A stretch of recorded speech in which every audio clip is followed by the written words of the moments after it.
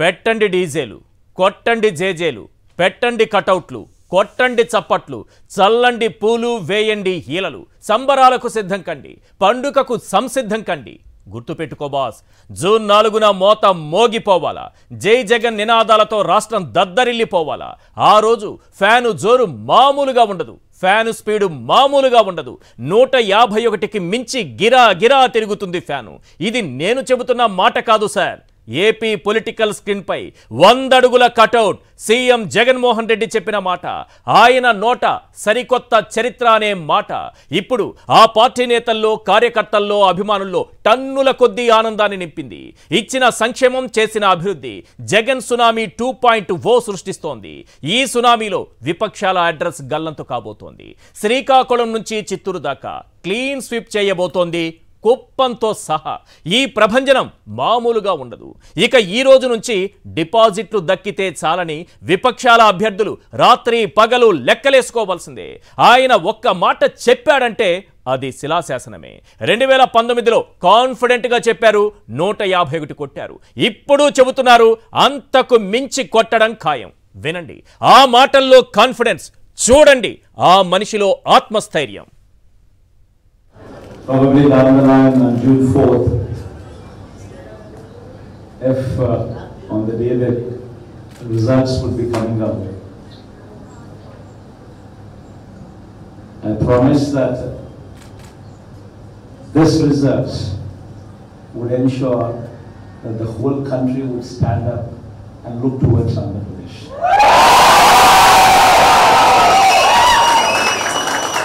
In fact, when someone told me last time itself was 151, last time out of 175, 151 itself is a tall number.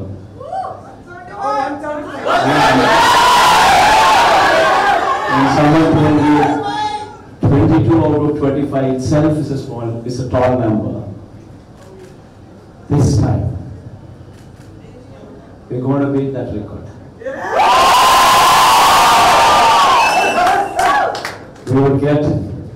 We will surpass 151, we will surpass 200.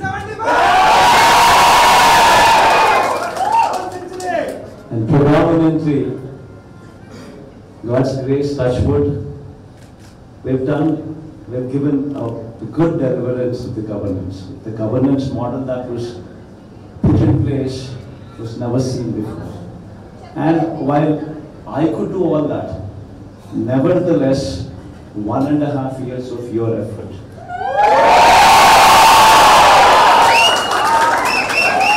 1.5 years of your effort, trying to streamline, trying to bring in more efficiency into the system that we are already in, helped us achieve this target. If this number of 151 there's a lot coming from, I'd rather say Rishi's team.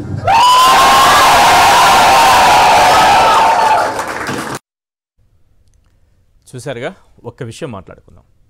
CM Jagan why not 175 అంటే Chandrababu why not 175 అన్నాడు. CM Jagan why not Kuppam అంటే Chandrababu why not Pulivendula అన్నాడు. CM Jagan సిద్ధం అంటే చంద్రబాబు మేం సంసిద్ధం అన్నాడు. ఇప్పుడు CM Jagan 151కి మించి ఫ్యాను తుఫాను సృష్టిస్తామంటున్నారు. మరిప్పుడు చంద్రబాబు ఏమంటారు? ప్రెస్ మీట్ పెట్టి 151 సీట్లకు మించి కూటమి విజయం సాధిస్తుంది అంటారా? అనే దమ్ముందా? సీఎం జగన్ 2019కి మించి తుఫాను రావడం ఖాయమని తేల్చేయడంతో ఇప్పుడు ఏపీ పొలిటికల్ సర్కిల్లో ఓ 5 ప్రశ్నలు తిరుగుతున్నాయి. అవేంటో ఒక్కసారి చూద్దాం. ఎస్, క్వశ్చన్ నెంబర్ 1, చంద్రబాబు అనైతిక పొత్తులకు, కుట్రలు, కుతంత్రాలకు ఇక శాశ్వతంగా రాజకీయ సమాధేనా?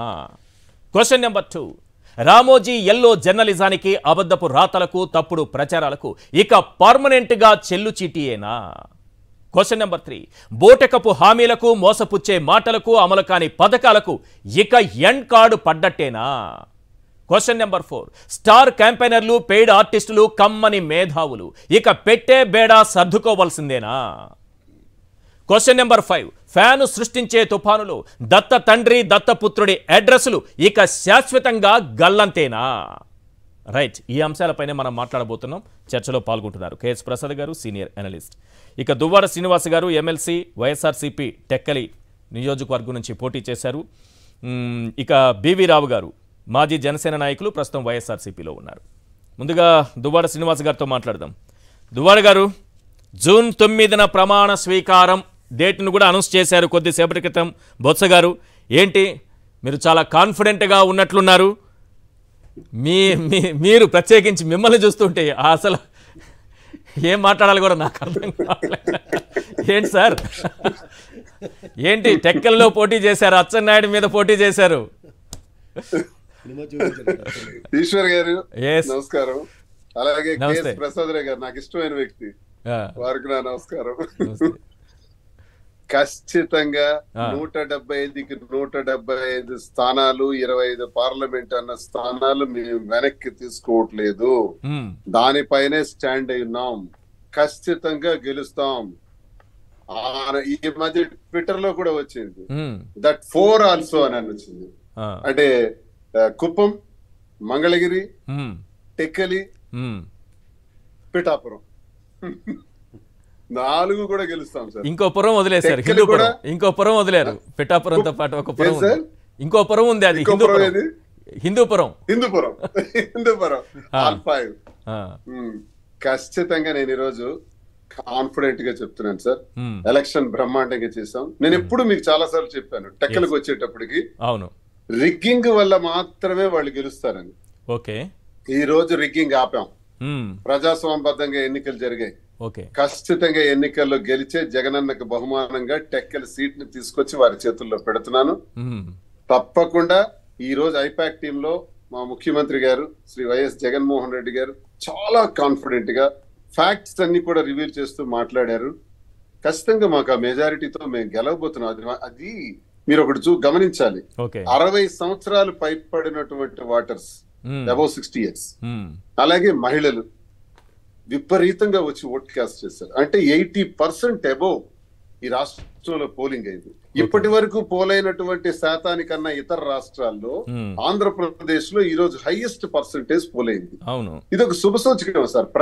వాళ్ళంతా మీకు వ్యతిరేకంగా ఓటేయడానికి ఉదయాన్నే క్యూ లైన్ లో నిలబడ్డారనేసి చంద్రబాబు, లోకేష్ నాయుడు ఇద్దరు అంటున్నారు సార్. మాకు వ్యతిరేకంగా ఓటేయాల్సిన అవసరం, లేకపోతే చంద్రబాబు నాయుడుకి అనుకూలంగా ఓటేయాల్సిన అవసరం ఏముంటది సార్ రాష్ట్రంలో?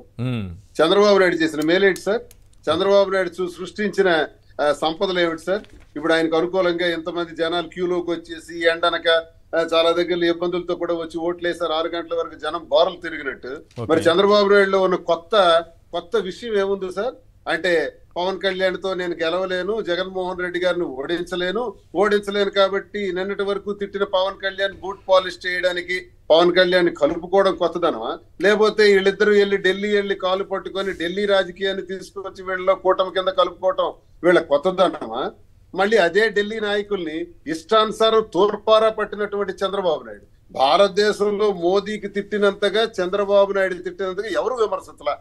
అలా విమర్శించిన చంద్రబాబు నాయుడు పవన్ కళ్యాణ్ ని చాలా దారుణంగా విమర్శించినటువంటి చంద్రబాబు నాయుడు. మరి వాళ్ళిద్దరి దగ్గరికి వెళ్ళి జగన్మోహన్ రెడ్డి గారిని నేను ఓడించలేనని ఎవరు చెప్పారు సార్? చంద్రబాబు నాయుడు చెప్పాడు. నేను ఒక్కడినైతే జగన్మోహన్ రెడ్డి గారిని ఎదుర్కోలేనని ఎవరు చెప్పారు? పవన్ కళ్యాణ్ చెప్పాడు. మేము చెప్పలా. వాళ్ళిద్దరు స్టేట్మెంట్స్ తోనే వాళ్ళందరూ ఒకటైనారు. ఒకటైన తర్వాత చాలా దారుణంగా శాతం అంతా కూడా పడిపోయింది. వాళ్ళ పబ్లిక్ లో ఉన్నటువంటి ఇమేజ్ అంతా కూడా మొత్తం కోల్పోయి ఈ రోజు ఎన్నికల్లో వాళ్ళు రాజకీయంగా సమాధి అయిపోయారు సార్, భూస్థాపితం అయిపోయారు. ఒకవైపు చంద్రబాబు వచ్చిన వాటర్, ఒకవైపు చంద్రబాబు ఉన్నారు, చంద్రబాబుకి ఇటువైపు పవన్ కళ్యాణ్ ఉన్నారు, అటువైపు పురంధేశ్వర్ ఉన్నారు, ప్రచారం చేయడానికి మోడీ గారు ఉన్నారు. మరి ఎలా సాధ్యమవుతుంది 151 సీట్లకు మించి? సార్ జగన్మోహన్ రెడ్డి గారికి ఇతరులకి ఒకటే తేడా సార్, ఆయన చెప్పాడంటే చేస్తాడంతే. జగన్మోహన్ రెడ్డి గారికి ఉన్నటువంటి క్రెడిబిలిటీ ఏంటంటే చెబుతారు, చేస్తారు. అది నమ్ముతున్నారు సార్ జనం. మీకు సామాన్యమైనటువంటి పూరి గుడిసెలో ఉన్నటువంటి ఒక ముదుసలి 90 సంవత్సరాలు ముదుసలి నుంచి 5వ తరగతి చదువుతున్నటువంటి చిన్న పసిపిల్లాడి వరకు ప్రతి ఒక్కరికి జగన్మోహన్ రెడ్డి గారి మీద ఉన్నది ఏంటంటే నమ్మకం. అంతేకాదు సార్, మాకు కూడా, కార్యకర్తలకు కూడా, నాయకులకు కూడా, ప్రజాప్రతినిధులకు కూడా అందరికీ ఉన్నది ఆయన మీద నమ్మకం. చెబితే చేస్తారు. అలాంటి నమ్మకమే ఆయన పెట్టుబడి సార్. ఆయన నమ్మకమే అతని మీద, ఆయన మాటలో ఉన్నటువంటి నమ్మకమే ఈ జనం సార్. ఆయన మాటలో ఉన్నటువంటి ఇచ్చిన మాటను వెనక్కి తీసుకోవడన్నటువంటి విశ్వాసమే ఈ ప్రజలు సార్. అదొక్కటే ఆయన గెలుపుకు కారణం సార్. ఆయన చెప్పిందల్లా చేశారు. 4 పేజీల మేనిఫెస్టో 99% పూర్తి చేశారు, అమలు చేశారు. మళ్ళీ మేనిఫెస్టో విడుదల చేసే దాని దగ్గర ఎక్కడ అబద్ధం చెప్పలేదు. చెయ్యగలిగినదే చెప్పాడు, చెయ్యలేనిది చెప్పలా. ఇవ్వాలంటే ఇచ్చేది సార్. రైతులకి రుణమాఫీ అనొచ్చు, కానీ అనలా. ఇష్టానుసారంగా ఈ చంద్రబాబు నాయుడు చెప్పాడు కదా. చంద్రబాబు మేనిఫెస్టో చాలా ఆకర్షణీయంగా ఉంది కదా సార్. మీకంటే ఆకర్షణీయంగా ఉంది. చాలా ఆకట్టుకునే పథకాలు ఉన్నాయి, అట్రాక్ట్ చేసే పథకాలు, స్కీమ్స్ ఉన్నాయి అందులో.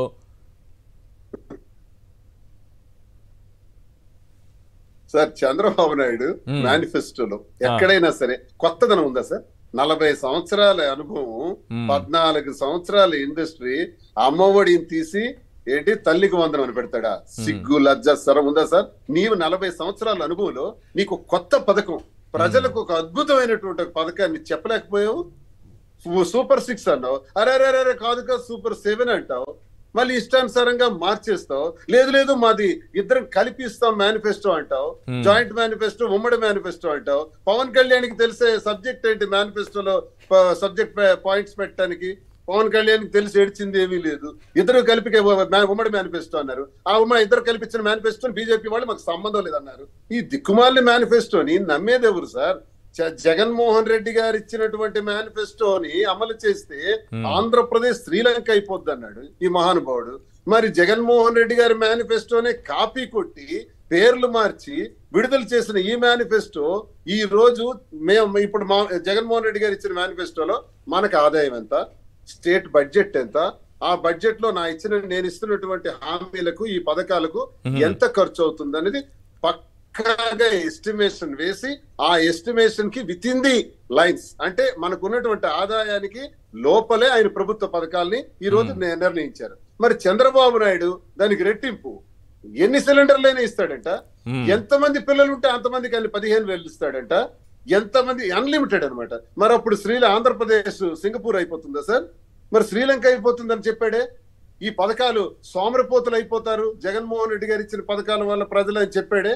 మరి అదే పథకాలను కాపీ కొట్టి మేనిఫెస్టో విడుదల చేస్తే ఈ రాష్ట్రంలో నమ్మేవాడెవరు సార్? జగన్మోహన్ రెడ్డి గారు ఇచ్చిన మేనిఫెస్టోలో నేను చెప్పింది చేశాను 19 నుంచి 24 వరకు, 24 నుంచి 29 వరకు నేను ఇదే చేస్తాను, నేను మంచి చేశానని మీరు నమ్మితే, ఆ దేవుడు ఆశీర్వదిస్తే, కరుణిస్తే మళ్ళీ ముఖ్యమంత్రిని అవుతాను, మంచి చేస్తాను అన్నది జగన్ అన్న మాట. కానీ నేను అధికారంలోకి వస్తే కొడతాను, తంతాను, చంపుతాను, జైల్లో పెడతాను, రోడ్డు మీద పరిగెట్టిస్తాను, రెడ్ బుక్ రాశాను. ఇది మేనిఫెస్టో, చంద్రబాబు నాయుడు తాలూకా మేనిఫెస్టో. ఈ దిక్కుమాల మేనిఫెస్టోలు మరి పవన్ కళ్యాణ్ ఏమన్నారు? జగన్ గుర్తు పెట్టుకో అతఃపాతాళానికి తొక్కేస్తానన్నారు. మరి వైఎస్ఆర్సీపీని అతఃపాతాళానికి ఆయన తొక్కేయబోతున్నారా లేదా? సార్ సర్వభ్రష్టుడు, సర్వనీచుడు, దిక్కుమాలినటువంటి క్యారెక్టర్ పవన్ కళ్యాణ్ ఏంటి సార్? జగన్మోహన్ రెడ్డి గారి ఇంట్లో పనిచేసిన కూలివాడి పనివాడి తాలూకా కాళీ ధూళికి కూడా పనికిరాని పవన్ కళ్యాణ్ ఈ రోజు జగన్మోహన్ రెడ్డి గారి గురించి మాట్లాడేవాడా? అంత శక్తి అది ఉందా? అసలు పవన్ కళ్యాణ్ ఎవరు సార్? మోసం చేసినటువంటి మోసగాడు. ప్రజలందరూ కూడా గుర్తించారు. ప్రజారాజ్యం పెట్టి యువరాజ్యం అధ్యక్షుడిగా ఆ పార్టీని తీసుకెళ్లి కాంగ్రెస్ లో కలిపినటువంటి వ్యక్తి, ఈ రోజు జనసేన పెట్టి జనసేనని తీసుకెళ్లి తెలుగుదేశంలో కలిపినటువంటి వ్యక్తి, అమ్ముడైపోయినటువంటి వ్యక్తి. 4 రోజులు అయిపోయింది కదా, ఇప్పుడు ఎన్నికలు అయిపోయాయి కదా, మళ్ళీ వాడిని కనబడమనింది. మరి కనపట్టు మళ్ళీ సంవత్సరం ముందు వస్తాడు, ఒక ఏడాది ముందు వస్తాడు, మళ్ళీ బేరాలు పెట్టుకుంటాడు. ఏమైపోయారు? ఆ రోజు మధ్యాహ్నం నుంచే మాయమైపోయారు. ఎలక్షన్ జరుగుతుంటే నాకు తెలిసినంత వరకు ఏ రాజకీయ నాయకుడు కూడా ఎలక్షన్ జరుగుతూ ఉంటే తను ఓటేశారు, మంగళగిరిలో వేశారు, ఓకే, వెళ్ళి పిఠాపురంలో అసలు ఓటింగ్ ఎలా జరుగుతోంది, పోలింగ్ ఎలా జరుగుతుందో పరిశీలించాలి. ఆయన మధ్యాహ్నం నుంచే రాష్ట్రం వదిలి వెళ్ళిపోయారు. ఇది చాలా విచిత్రమైనటువంటి అంశం. నాకు తెలిసి ఏ నాయకుడు ఇలా చేయలేదు. ఇంతవరకు జరగలేదు సార్. మధ్యాహ్నం రాష్ట్రం విడిచి వెళ్ళిపోయినటువంటి వ్యక్తి రాష్ట్రాన్ని ఎలా కాపాడతాడు సార్? పిఠాపురంలో పోటీ చేసిన వ్యక్తి నీకు పిఠాపురంలో ఓట్లేదు సరే, కనీసం ఒక కార్యకర్తకు భరోసాగా నిలబడ్డావా? నీ కోసం బూతుల దగ్గర గొడవలు పడ్డారు కదా, చాలా ఇబ్బందులు పడ్డారు కదా, క్యూ లైన్ లో ఉన్న ప్రజలను చూడడానికి వెళ్ళావా? ఏ బూత్ లోనైనా పరిశీలించడానికి వెళ్ళావా? కనీసం పిఠాపురం హెడ్ క్వార్టర్ లో కూర్చొని కార్యకర్తలకు భరోసాగా నిలబడ్డావా? వాడెవడు సార్ మేకప్ వేసుకొని సినిమాల్లో నటించుకొని డబ్బుల కోసం ప్రాకులాడి ఎవడు డబ్బు ఇస్తాడని తిరిగేటటువంటి ప్యాకేజీ ఫెలో, ఆ ప్యాకేజీ ఫెలోకి మా రాజకీయాల్లో ఉండే వాళ్ళకి మేము ఉన్నాం. ఈరోజు ఉదయం 4 నెలల నుంచి నిద్రాహారాలు లేకుండా పనిచేసాం. పోలింగ్ రోజు కూడా ప్రతి కార్యకర్తకి అండదండలుగా ఉన్నాం. పోలింగ్ అయిపోయిన తర్వాత కూడా ఈ రోజు వరకు కూడా ప్రతి కార్యకర్తని పిలుచుకుంటా ఎలా ఉన్నావు, నీ పరిస్థితి ఏంటి, ఆరోగ్యంగా ఉన్నావా, నీకేమైనా ఇబ్బందులు ఉన్నాయా గ్రామాల్లో, ఇలా ప్రతి ఒక్కటి మేము పరామర్శించుకుంటూ పరిశీలించుకుంటూ వెళ్తుంటాం. ఇది దైనందిన రాజకీయ జీవితంలో ఒక రాజకీయ నాయకుడికి ఉండాల్సినటువంటి లక్షణం. అంతేగాని పోలింగ్ అవుతుంటే ఫ్లైట్ ఎక్కేసి హైదరాబాద్ పోయేవాడు మళ్ళీ ప్యాకేజ్ కోసం మళ్ళీ వాడది ముందే వస్తాడు. పవన్ కళ్యాణ్ కున్న ఎథిక్స్ ఏంటి సార్? పిఠాపురంలో దమ్ముంటే గెలవమనండి సార్. పిఠాపురంలో గెలిచి అసెంబ్లీలో అడుగు పెట్టి, అంటే ఆయన పొరపాటున అన్నారేమో, గవర్నర్ చేత ప్రమాణ స్వీకారం చేయించుకుంటాను అన్నారు. పిఠాపురంలో గెలుస్తానన్నారు, అసెంబ్లీలో అడుగు పెడతానన్నారు. సరే, అది వదిలిపెట్టండి, ఆయన అన్నది ఉందా చెప్పాను. కానీ ఈ 2 పాయింట్లు చెప్పండి. పిఠాపురంలో గెలవడం, అసెంబ్లీలో అడుగు పెట్టడం సాధ్యం కాదా? మూడోది వదిలేద్దాంలేండి. 3వ పాయింట్, ఒక ఎమ్మెల్యే గవర్నర్ చేత ప్రమాణ స్వీకారం చేయించుకోవటం నాకు అర్థం కాలేదు. నెంబర్ 1. 2, పిఠాపురంలో గెలవటం అన్నది పవన్ కళ్యాణ్ కి అసాధ్యం సార్. ఈ జన్మలో అసెంబ్లీలో అడుగు పెట్టలేదు సార్. నేను నోట్ చేసుకుంటాను ఈ పాయింట్. మళ్ళీ జూన్ 4న మాట్లాడతాను మీతో. పిఠాపురంలో పవన్ కళ్యాణ్ గెలుస్తున్నారా ఓడుతున్నారా ఖచ్చితంగా చెప్పండి. ఒక పాయింట్. 100% చిత్తుగా ఓడిపోతున్నాడు. చిత్తుగా ఓడిపోతున్నాడు. చూసుకోండి సార్. మరి కుప్పంలో ఏం జరుగుతుంది? గీతమ్మ గెలుస్తారు. సరే, గీతమ్మ గెలుస్తారు. రైట్. కుప్పంలో ఏం జరుగుతుంది అనుకుంటున్నారు? పాయింట్ అడుగుతారు. కుప్పంలో మా భరత్ గెలుస్తాడు సార్. మా సోదరుడు భరత్ గెలవబోతున్నాడు అఖండ మెజార్టీతో సార్.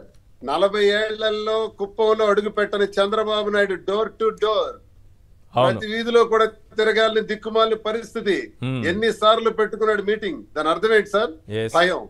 భయం పుట్టించాడు భరత్, దడ పుట్టించాడు భరత్.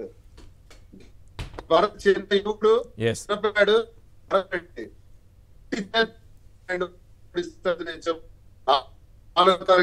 మీరు ఎన్నికల ఫలితాలు చూస్తారు. రైట్. మీ కాన్ఫిడెన్స్ చాలా ఎక్కువగా కనిపిస్తోంది. జూన్ 9న ప్రమాణ స్వీకారానికి కూడా రెడీ అయిపోతున్నారు మీరు. రైట్. అయితే ఇక్కడ ఒక పాయింట్ మాట్లాడుకోవాలి అందరూ. ఈ ఎన్నికలు ముగిశాయి కాబట్టి చాలా కాన్ఫిడెంట్గా ఉన్నారు మీరైతే. రైట్. ఇప్పుడు ప్రధానమైన అంశం ఏంటంటే, చంద్రబాబు నాయుడు గారు ఒక ఎన్నికల్లో పోటీ చేస్తున్నారంటే, ఆయన గెలవాలంటే ఆయనకి ఏం కావాలి? మామూలుగా ప్రజా మద్దతు కావాలి. కానీ చంద్రబాబుకి ఏం కావాలనేది ఒక చిన్నగా ఒక 4 మాటల్లో చెప్తా. పవన్ కావాలి, పురంధరేశ్వరి కావాలి, మోడీ ప్రచారం కావాలి, సోదరీమణులు లాంటి స్టార్ క్యాంపెయినర్లు కావాలి, జయప్రకాష్ నారాయణ చౌదరి కావాలి, నిమ్మగడ్డ రమేష్ చౌదరి కావాలి, రామోజీ చౌదరి కావాలి, రాధాకృష్ణ చౌదరి కావాలి, రవిప్రకాష్ చౌదరి కావాలి, ప్రశాంత్ కిషోర్ కావాలి, గరుడ పురాణం శివాజీ కావాలి, ఏబి వెంకటేశ్వరరావు కావాలి, వ్యవస్థలను మేనేజ్ చేయటం కావాలి, పోలీసు వ్యవస్థ కావాలి. అంతేనా? అంటే రంగురంగుల మేనిఫెస్టో తయారు చేయాలి, 1.5 లక్షల కోట్ల హామీలు ఇవ్వాలి, ల్యాండ్ టైటిలింగ్ యాక్ట్పై భయాందోళనలు సృష్టించాలి. అంతేనా అంటే ఇంకా ఉంది. పుంగనూరులో పోలీసులను చంపే కుట్ర చేశారు, పోలీసు వాహనాలు తగలబెట్టారు, రాష్ట్రాన్నే తగలబెట్టాలని చూశారు. అంతేనా అంటే ఇంకా ఉంది. గంజాయికి కేరాఫ్ అన్నారు, ఇసుకలో 40,000 కోట్లు దోపిడీ అన్నారు, మద్యంపై జే ట్యాక్స్ అన్నారు, పరిశ్రమలు పారిపోతున్నాయి అన్నారు, ఒక్క ఉద్యోగం కూడా రాలేదు అన్నారు, అభివృద్ధి శూన్యమన్నారు, విధ్వంసం సృష్టించారని అన్నారు, రాష్ట్రం శ్రీలంక అయిపోతుందని అన్నారు, రాష్ట్రానికి జగన్ క్యాన్సర్ గడ్డ అన్నారు, తాలిబాన్ల రాజ్యమన్నారు, పాలెగాడి పాలనన్నారు, రాళ్లతో కొట్టండి అన్నారు, గాజు గ్లాస్తో పొడవండి అన్నారు, సీసం పోసి సమాధి చేయండి అన్నారు, అమ్మా మొగుడంటూ తల్లిని దూషించారు, హత్యాయత్నం చేశారు, గులకరాయని హేళన చేశారు, ఆఖరికి సైకోగాడు అన్నారు. వీటన్నింటికి మించి పేదలకు మంచి జరగకుండా, పాలన ముందుకు సాగకుండా కోర్టుల్లో 10,000కు పైగా కేసులు వేశారు. ఎస్, కేఎస్ ప్రసాద్ గారు, ఒక్క చంద్రబాబు గెలవాలంటే ఇవన్నీ కావాలా? ఇన్ని వచ్చినా సరే ఈరోజు 151 సీట్లకు మించి మేము మళ్ళీ ఒక సునామీ సృష్టించబోతున్నాం. దేశం మొత్తం కూడా ఈ రాష్ట్రం వైపు చూసేలా ఫలితాలు ఉంటాయని సీఎం జగన్ గారు అంటున్నారు. ఎలా? ముందుగా సాక్షి ప్రేక్షకులకు నమస్కారం, అలాగే ప్యానెల్లోని పెద్దలకి మీకు కూడా నమస్తే అండి. నమస్తే సార్. ఈశ్వర్ గారు, నాకు ఒక్క 4 నిమిషాలు అన్ఇంటరప్టెడ్ ఇవ్వండి. తీసుకోండి, 4.5 నిమిషం తీసుకోండి.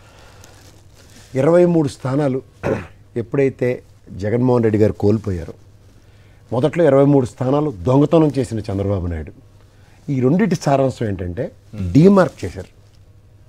డీమార్క్ చేస్తే అచ్చెన్నాయుడికి ఆర్మగుడ్ R² అంటారు మా ఊర్లో. దువ్వాడ శ్రీనివాసుని ఎత్తిపెట్టాడు. ఇక్కడ అవినాష్ గారికి ఎవరి మీద పెట్టారు? విజయవాడలో ఓడిపోయిన తెలుగుదేశం మీద వైఎస్ఆర్సీపీకి అవినాష్ని రీప్లేస్ చేశారు. అలాగే అక్కడ గంటా శ్రీనివాస్ ఓడిపోయాడు, తెలుగుదేశం గెలిచింది, కేకే రాజు గారిని పెట్టారు. మీకు నియోజకవర్గ అభివృద్ధి ప్రమాణికం తీసుకోండి సార్. ఫస్ట్ ఏంటంటే 670 కోట్ల పైచిలక విజయవాడలో రిటైనింగ్ వాల్తో సైతం అభివృద్ధి సంక్షేమం చేసి చూపించాడు. ఇక్కడ కేకే రాజు గారికి 470 కోట్ల సంక్షేమం అభివృద్ధి చేసి చూపించాడు. అక్కడ దువ్వాడ శ్రీనివాస్ నెత్తి మీద ఛాలెంజింగ్ ఎలా ఇచ్చాడంటే అచ్చెన్నాయుడు అంటే మీకు ఎప్పుడైనా సరే యుద్ధంలో పార్టీ అధ్యక్షుడు, జాతీయ జనరల్ సెక్రటరీ, నెక్స్ట్ ఇంకోటి ఏంటంటే పార్టీ అధ్యక్షుడు, ఇలాంటికి ఒక టాస్క్ ఇచ్చారు. భరత్కి నీళ్ళు తీసుకొచ్చి చూపించాడు, రెవెన్యూ డివిజన్ చేసి చూపించాడు అక్కడ. సో ఇక్కడ ఏమవుతుందంటే ఒక నాయకుడు వెనకాతలో ఉండి ఒక నియోజకవర్గంలో గెలవని దగ్గర ఇన్ఛార్జీలకి 200% అభయహస్తం ఇస్తున్నాడు. నాకు 60 కోట్లు ఇచ్చాను అభివృద్ధి చేసుకోవాలంటే భరత్కి కాదు, నాకు చాలా అన్నా 100 కోట్లు కావాలంటే 100 కోట్లు శాంక్షన్ చేశాడు ఇమీడియట్గా. దాని సారాంశం, దాని ఫలితం కుప్పంలో 2 స్థానాలకు పరిమితమైంది జెడ్పీటీసీ ఎంపీటీసీ ఎలక్షన్స్లో. ఇట్లాంటి పర్యవసానంలో ఒక నాయకుడు తన గణాన్ని నడిపిస్తున్న విధానం చూడండి. చతురత అంటారు, రాజకీయ చతురత. మీకు ఇంకోటి చెప్తున్నా, చంద్రబాబు నాయుడికి ఒక లెగసీ ఉంది. ఏంటంటే ఈ సీల్డ్ కవర్లో వచ్చిన ముస్లిం బోగోని బ్యాచ్గాలతో యుద్ధం చేయడం స్టార్ట్ అయింది కాంగ్రెస్తో. అది రామారావు గారి దగ్గర నుంచి మొదలెట్టారు. ఈ చంద్రబాబు నాయుడు ఓవర్ యాక్షన్ చేస్తే ఎంతసేపు వాళ్ళని గెలిచాం, మేము ప్రాంతీయ పార్టీ ఇదంటే ప్రాంతీయ పార్టీ మీద విపరీతంగా మమకారం ఉంటుంది. This is the first ever time Tamil Nadu తరహా రాజకీయానికి ఆంధ్రప్రదేశ్ ఆరంగేట్రం చేసింది, ఒక డిఎంకే ఏడిఎంకే టైప్లో. ఇప్పుడు నాకు ఇవాళ జగన్మోహన్ రెడ్డి గారు 151 పైచీలకు అనగానే ఒక ఎలక్షను ఏఐడిఎంకే చెన్నై హార్బర్ ఒక్కటే ఎవరు కరుణానిధి గారు గెలిచారు, మిగిలినవన్నీ ఏఐడిఎంకే గెలిచింది. ఇక్కడ పయ్యావల కేసు ఒకటే గెలుస్తాడు అనిపిస్తుంది, ఎందుకంటే ఆయన గెలిస్తే అపోజిషన్ పార్టీ ఖచ్చితంగా రూలింగ్కి వస్తుంది. ఆయన ఒక్కడే గెలవాలి. ఆయన గెలిస్తే ఏమవుతుందంటే రూలింగ్ పార్టీ అధికారం తథ్యం. ఆయన ఒక లక్కీ మస్కెట్ అపోజిషన్ పార్టీ, ఆయన గెలుపు అపోజిషన్ రూలింగ్కి వస్తుంది. సో ఇప్పుడు అంటే వాళ్ళ పార్టీ రూలింగ్కి రాదని అర్థం. ఇప్పుడు మీకు ఒకటి గమనిస్తే, మీరు ఇంత చదివారు లిస్టు, మీరు ఇంతకన్నా చంద్రబాబు నాయుడు పొద్దున్నే బూత్ ఎల్లారపని పోడు, ఓ పెద్ద బొట్టు పెట్టుకుని వచ్చాడు అచ్చాని పచ్చపూసలా వచ్చి 11 గంటల లోపల గమగమ మన వాళ్ళు అందరూ ఓట్లేసి పారిపోండి. ఈ ఎలక్షన్ కమిషను 4 ఎస్పీలని డిప్లాయ్ చేసింది మనకి, ఉదాహరణకి పిన్నెల్లి గారి నియోజకవర్గంలో కానీ ఇలాంటి దగ్గర గమగమ గలాబాలు సృష్టించేస్తే భయం పడిపోయి ఆడవాళ్ళు ఓటింగ్కి రారు. ఇది ముసలోళ్ళ లెక్క. ఇప్పుడు మీకు 4 ఎస్పీలు ఎక్కడైతే డిప్లాయ్ చేశారో, ఉదాహరణకి పులివర్తి నాని ఒకటి, ఈ పల్నాడులో ఒకటి, అక్కడ తాడిపత్రి, ఇవి చూసుకుంటే జమ్మలమడుగు ఒకటి. ఇది ఏదో ఫ్యాక్షన్లు ఈ టపాస్ బుత్తరి కబుర్లు చెప్తారు కదా, అందులో ఆడపిల్లల్ని చిన్నపిల్లల్ని కొట్టరు. కానీ పిన్నెల్లి రామకృష్ణారెడ్డి గారు చిన్న పిల్లడు, ఆయన అసలు వాళ్ళ అందములు ఎదురుకే ఉన్న పిల్లల్ని హైదరాబాద్ హాస్టల్లో పెట్టి చదివించుకుంటారు సార్. ఈ దరిద్ర కొట్టి పనులు, బుద్ధి తక్కువ పనులు చేస్తారు, కొట్టారు. ఇది ఎంత దరిద్రం అంటే సార్, మీకు మాట చెప్తాను, ఆడవాళ్ళని కొట్టినోడిని, చిన్నపిల్లల్ని కొట్టినోడిని, ఫ్యాక్షన్ నేపథ్యంలో ఉన్న మేసాలు తిప్పే ఈ చపాతీ గాళ్ళకి ఏమని సమాధానం చెప్పాలి? గతంలో ఎస్పీ గారు కౌముది గారు, అలాగే పూర్ణచంద్రరావు గారు ఈ బ్రహ్మానందరెడ్డి గారిని ప్యాంటు షర్ట్ ఇప్పించి ఆల్మోస్ట్ అలా అంకుశంలో రామిరెడ్డి గారిని ఈడ్చుకొచ్చినట్టు బస్సు ఎక్కించి పంపించారు అక్కడి నుంచి. 10 ఏళ్ల ప్రస్థానం లేనప్పుడు ఈ ఎలక్షన్ కమిషను ఇవాళ డీజీపీను సిఎస్ని ఢిల్లీకి పిలిస్తే మీ గ్యాప్ కొందలేదు. ఇదే పూర్ణచంద్రరావు గారు కౌముది గారు వాళ్ళు నిలువరించారు, 7 మర్డర్లు చేసిన వాడిని, నగర బహిష్కరణ. అలాంటి వాడు ఇప్పుడు క్యాండిడేట్ అన్నప్పుడు ఎంత ప్రికాషనరీగా ఉండాలి? మీకు పిన్నెల్లి రామకృష్ణారెడ్డి గారు లెగసీ చూసుకుంటే 5 టర్ములు కన్సాక్టివ్గా గెలుచుకొచ్చిన అతను ఒక్క పొరపచ్చలేదు ఈ విషయంలో. ఇప్పుడు గతంలో 2014లో తెలుగుదేశం గవర్నమెంట్లో కూడా ఆయన గెలిచాడు. మరి అప్పుడు ఇలాంటి దాష్టికలు ఉండాలి కదా, ఆయన నిజంగా అలాంటి బ్యాక్గ్రౌండ్ అనుకుంటే. ఈ అమరావతి ఉద్యమం నేపథ్యంలో ఒకసారి గుంటూరులో ఏదో సభకు పిలుపునిస్తే ఆయన కారు ఎలా ఎరగొట్టారండి. అప్పుడు కూడా ఆయన గంగిగోలోగా ఉన్నాడు కదా అతను. ఇతని నేపథ్యాన్ని అంటే ప్రొవకేషన్తో ఒక క్యాండిడేట్ని డిప్లాయ్ చేసి దగ్గర ఉదయం 10 గంటల లోపల దగ్గర ఈ మన వాళ్ళందరూ ఓట్లు వేసేస్తే గోపెట్లలో ఇంట్లో కూర్చుంటే రక్కస్తో ఆడవాళ్ళు ఓట్లేరు అనుకున్న దగ్గర అసలు ఊహకందని విధంగా ఆడపిల్లలు ఎప్పుడైతే బయటకు వచ్చి ఓట్లు వేశారో ప్రతిస్పందనతో, అంటే ఎట్లా 5 సంవత్సరాలు వాళ్ళకి కూడా లెక్క ఈజీగా చెప్పొచ్చు. అరే భయ్ మీరు ఏవో అప్పు అయితే రైతు రుణమాఫీ అని చెప్పారు, డ్వాక్రా మహిళలకు రుణాల మాఫీలు అని పొకడి కబుర్లు చెప్పి చేతకాని వల్ల కూర్చుని ఉన్నప్పుడు లాస్ట్ మూమెంట్లో 10 రోజులు ఎలక్షన్ కమిషన్ కళ్ళు గప్పి ఎలక్షన్ కోడ్ ఉంటుండగా కూడా కోడికి 10,000 ఇస్తే 6% మీకు ఓటు బ్యాంక్ పెరిగిందన్న దగ్గర జగన్మోహన్ రెడ్డి గారు 5 years కన్సాక్యూటివ్గా స్పాంటానియస్ డేట్స్లో ఇంక్లూడింగ్ అమ్మఒడి ఇవాళ విద్యా కానుక, రైతులకి సంబంధించిన దాని ఏమంటే ఇన్పుట్ సబ్సిడీ, ఇవన్నీ పీరియడికల్ డేట్స్ కదా. లాస్ట్ ఇయర్ ట్రాక్స్ చెక్ చేసుకుంటే అకాడమిక్ ఇయర్స్ ఓపెనప్పుడు ఇస్తారు కదా సార్, మే జూన్లోనే కదా వచ్చేవి. దీనికి కూడా పాబంధకం క్రియేట్ చేస్తే ఇవాళ ఆ భౌగోళిక ఛానల్లో పచ్చలోడును, ఆ కిరసాల బంకోడు, ఆ పౌడర్ డబ్బోడును, ఆ పెట్రోల్ బంకోడు వాళ్ళు చేసిన దాష్టికం తెలుసు కదా. కాంట్రాక్టర్లు బిల్లు చెల్లించేస్తున్నారట. ఆ దిక్కుమల్ డిబేట్ పొద్దున్న 9 గంటలకు తగలబడిన వెంటనే 9:30 కల్లా టంగ్ అని డిబిటీ పథకం త్రూగా పోతున్నాయి. సిగ్గు శరం మాన మర్యాద ఏమైనా ఉందంటే వాళ్ళకి? కడుపుకి అన్నమే తింటున్నారా? ఇవాళ నీతి ఆయోగ్ చూసారా ఆ ల్యాండ్ టైటిలింగ్ యాక్ట్ మీద? వీళ్ళు కూడా ఎప్పుడో పండగల్ని పాస్ చేయడానికి ఎప్పుడు నిద్రలేస్తారు వీళ్ళు. ఇవన్నీ ఎందుకంటే ఒక కాన్స్పిరసీ వ్యవస్థలతో మేనేజ్ చేయడం అలవాటు అయిపోయిన వాళ్ళకి.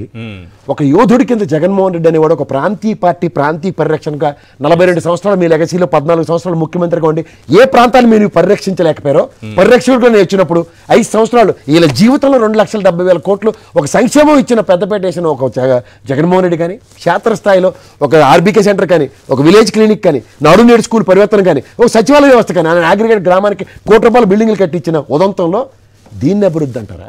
ఎప్పుడో మానవుడు గాంధీ గారి కన్నా కళ్ళ గ్రామ స్వరాజ్యాన్ని సాధికారత సంతరించుకుంటున్నప్పుడు ఇలాంటి జరుగుతున్న ఈ పరిణామాల్లో మా ప్రమేయం ఈ రోజు దాకా లేదన్నట్టు.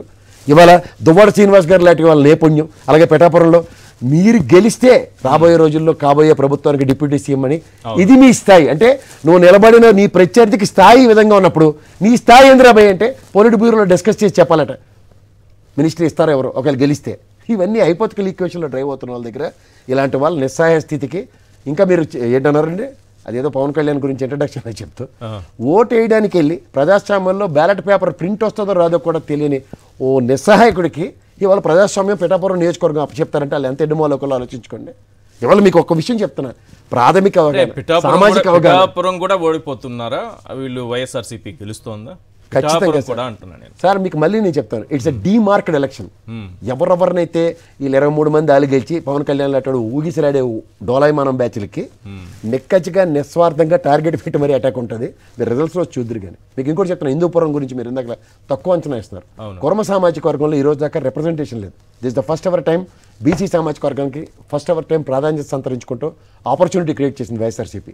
ఈ రోజు దాకా వాళ్ళు తెలుగుదేశంతో ఎలా అయినా ఉన్నారు. That's the success story of ఎవరు హిందూపురం, ముఖ్యంగా తెలుగుదేశానికి. ఆ మొనాటమీ ఈసారి బ్రేక్ అవుతుంది. టగ్ ఆఫ్ వార్ ఎలక్షన్ అది, మీరు రాసుకోండి, నేను చెప్తున్నాను అది ఎలాగుంటే చూద్దరు. కానీ ఓవరాల్ మీ ఎక్స్పెక్టేషన్ అంటే సీఎం గారు చెప్పింది వాస్తవం అయిపోతుంది అనుకుంటారా? Any doubt? నాకైతే చెన్నై హార్బరే కనబడుతుంది. కరుణానిధి ఒక్కడే ఆ రూపంలో సార్. చంద్రబాబు కోసం ఎంతమంది పనిచేస్తున్నారు, ఎన్ని కావాలి, ఎన్ని మేనిఫెస్టోలు కావాలి, ఎంతమంది నాయకులు కావాలి, ఎన్ని పొత్తులు కావాలి, ఎన్ని దుష్ప్రచారాలు కావాలి, ఎంత మీడియా కావాలి, ఇవన్నీ వెంటేసుకొని వచ్చారు కదా. మీకు చెప్తున్నాను సార్, ఇది జగన్మోహన్ రెడ్డి గారి మేనిఫెస్టో. చంద్రబాబు నాయుడు గారి మేనిఫెస్టో ఎలక్షన్ కమిషన్ సబ్మిట్ చేయలేదు. అది చూసాం సార్. ఇంకోటి చంద్రబాబు నాయుడు గారి మేనిఫెస్టోని ఎన్డీఏ వాడు కనీసం వేలతో దూరం తీయని చెప్పి గసిరి పడేశాడు. మూడోది, బీజేపీ పార్టీ ప్రతి రాష్ట్రంలోనూ ఒక మేనిఫెస్టో రిలీజ్ చేసింది. ఆంధ్రప్రదేశ్ రాష్ట్రం ఏం పాపం చేసుకుందో ఎన్డీఏ బీజేపీ పరంగా మేనిఫెస్టో లేదు.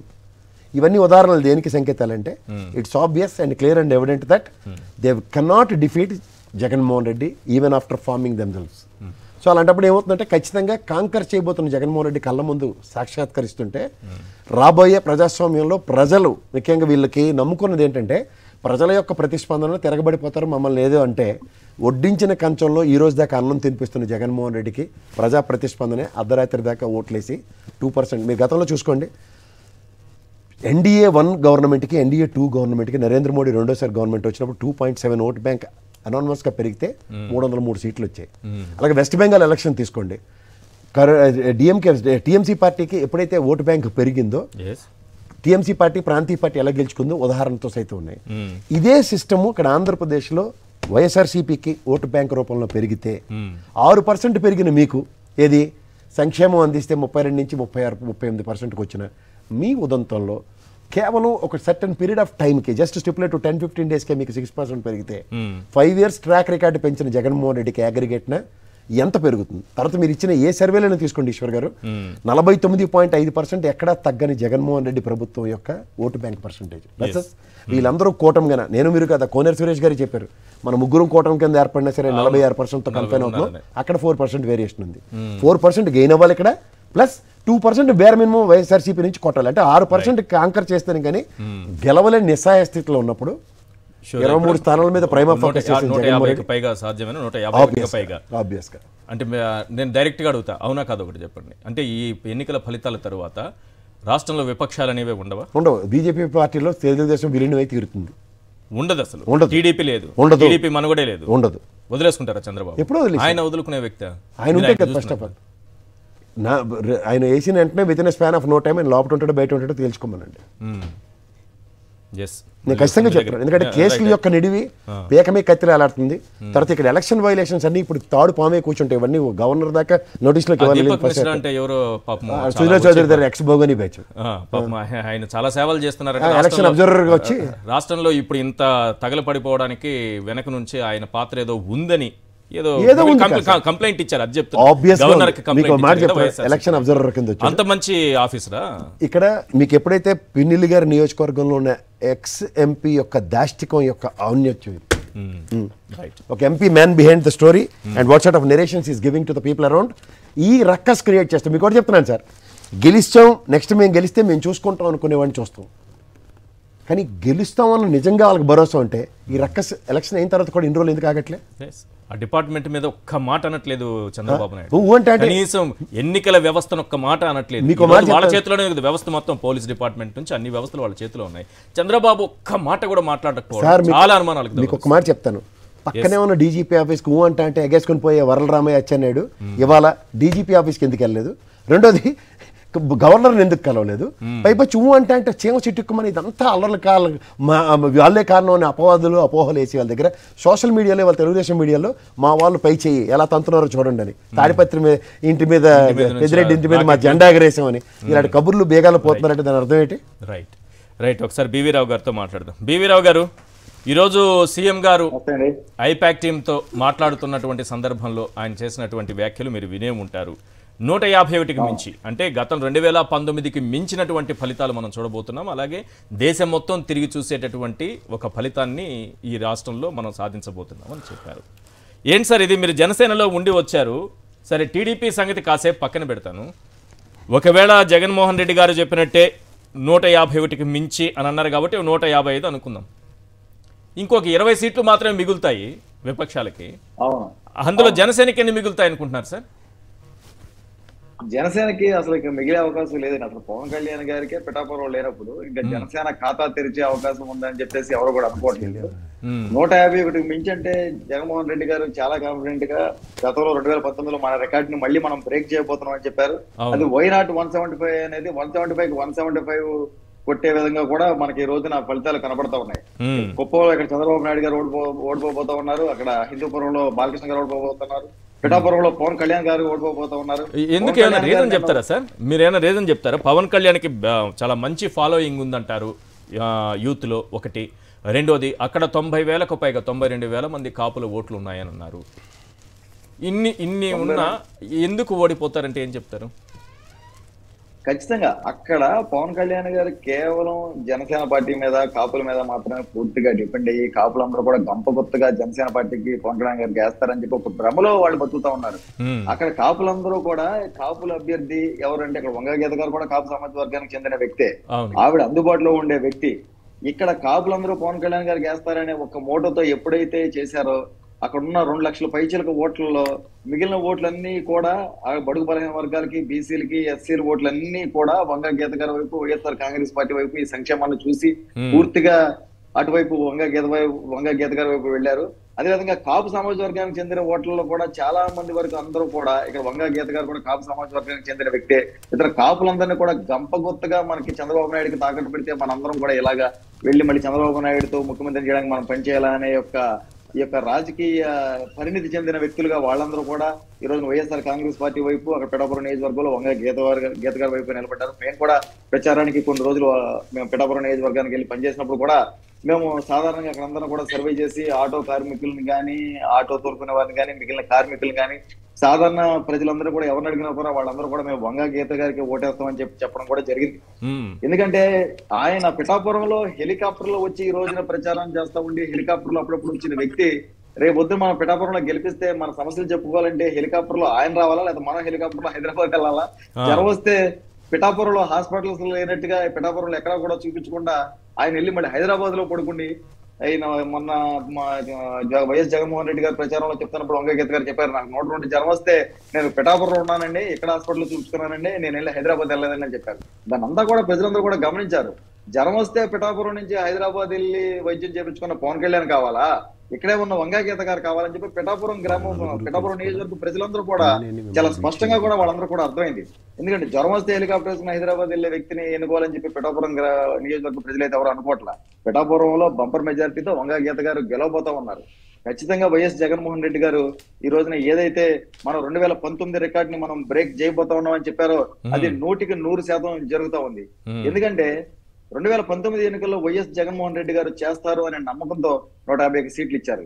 ఈ రోజున 2024లో వైఎస్ జగన్మోహన్ రెడ్డి గారు చేసి చూపించారు. ఈ రోజున మనం ఏ రాష్ట్రం గానీ ఏ దేశం గానీ అభివృద్ధి చెందుతుందని చెప్పి మనం దేని బట్టి మనం చూస్తామంటే సాధికారత, అధికారత.